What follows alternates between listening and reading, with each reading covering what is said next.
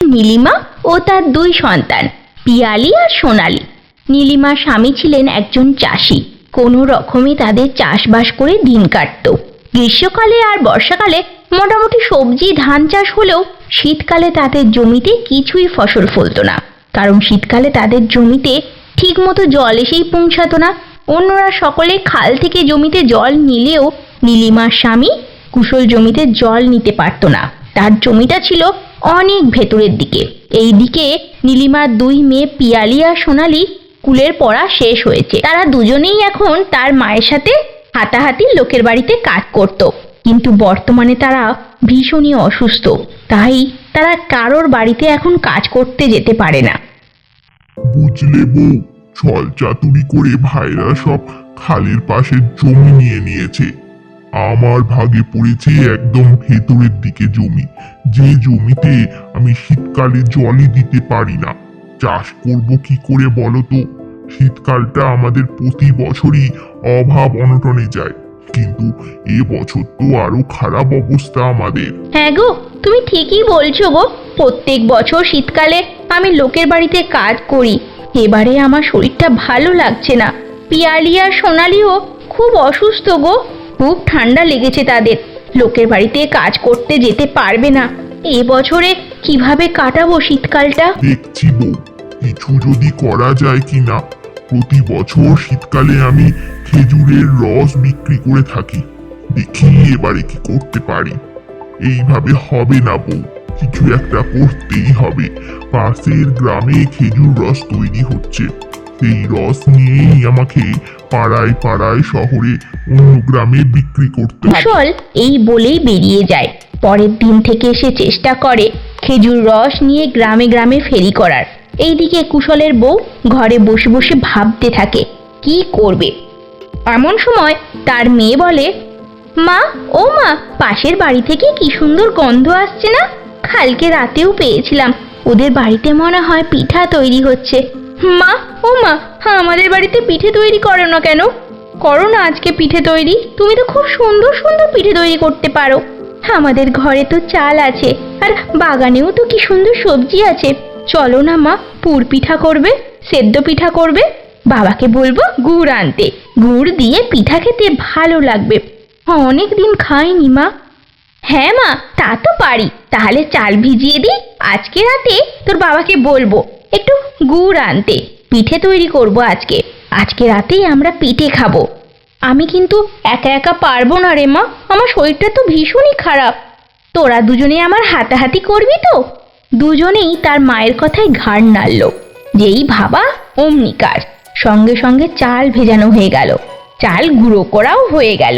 রাতের দিকে হরেক রকম তাদের বাড়িতে পিঠে হলো।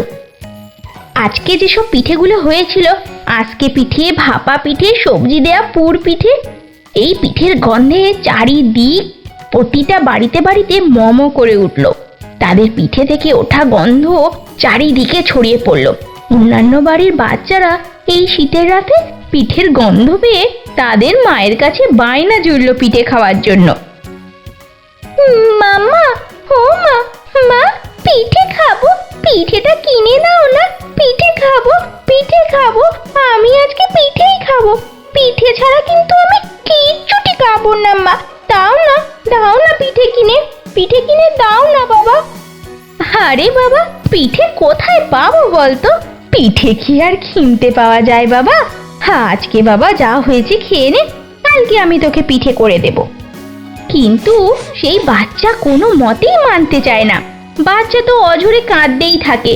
কোনো উপায় না পেয়ে তখন তার বাচ্চাকে নিয়ে বের হয় নীলিমাদের বাড়ি যাওয়ার জন্য। সেই সময় নীলিমার বাড়িতে সকলেই বসেছে পিঠে খেতে। এমন সময় বাচ্চার মা বলে, ও নীলিমাদি, নীলিমাদি গো, তুমি একটু বেরোবে গো দিদি। ও দিদি, তোমার বাড়িতে পিঠে হয়েছে না, তার গন্ধ জানো তো গোটা গ্রামের লোকেরা পাচ্ছে। ও দিদি, দিদি একটু উপকার করো না গো, তুমি দুটো পিঠে দাও না আমার বাচ্চাকে, তার পরিবর্তে নাও, তোমাকে আমি কিছু টাকা দিচ্ছি, খারাপ ভেবো না দিদি, আমি জানি তোমাদের পরিস্থিতিটা, কিন্তু এই দেখো না, আমার বাচ্চাটা না বড্ড দুষ্টু, জেদ করছে সে পিঠে খাবে বলে। নীলিমা দেখতে পায় বাচ্চাটা তখনও অঝরে কেঁদেই চলেছে। বাচ্চাটা মায়ের কাছে সমস্ত কথা শোনে। পিঠের পরিবর্তে নীলিমাকে কিছু অর্থ দিতে চাইলেও নীলিমা তা নেয় না। এক বাটি পিঠে বাচ্চাকে এমনিই দিয়ে দেয়। বাচ্চাটা পিঠে পেয়েছে, কি আনন্দ, লাফাতে থাকে। এইদিকে নীলিমা তার বাচ্চাটার মায়ের মুখে ওই তৃপ্তি হাসি দেখে শান্তি পায়। নীলিমার স্বামী সমস্ত কথা শুনছিল। সে নীলিমাকে বলে, আচ্ছা নীলিমা, একটা কাজ করলে হয় না বলো তো? আমরা তো পিঠে বিক্রি করতে পারি। শহরের দিকে মানুষেরা পিঠে খেতে খুব ভালোবাসে, কিন্তু তৈরি করতে পারে না। তোমার পিঠের হাত খুব ভালো, তুমি সুস্বাদু পিঠে তৈরি করো, হরেক রকম পিঠে।